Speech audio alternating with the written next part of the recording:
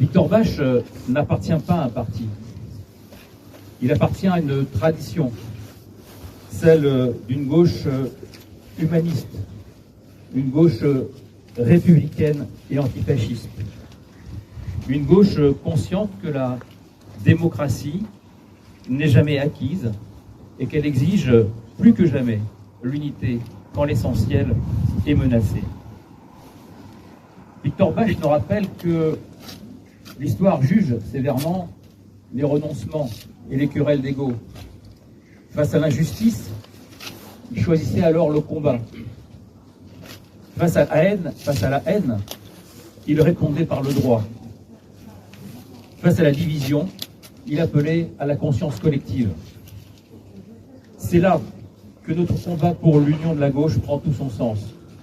L'union de la gauche n'est pas seulement une stratégie électorale, c'est un engagement moral. C'est un engagement pour dépasser les divisions, pour faire front commun lorsque le droit recule, lorsque l'extrême droite progresse, lorsque la République est fragilisée. À Montrouge, comme ailleurs, l'union de la gauche ne peut être qu'union autour de valeurs claires. L'universalisme, la justice sociale, l'égalité réelle, la laïcité, l'antiracisme, la lutte contre l'antisémitisme, la défense des libertés publiques et encore l'internationalisme.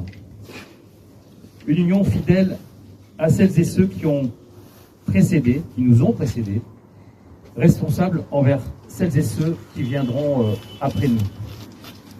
En faisant vivre aujourd'hui, et je vous l'annonce également pour les années qui suivront, en faisant vivre la mémoire de Victor et Ilona Bache, nous ne regardons pas seulement le passé.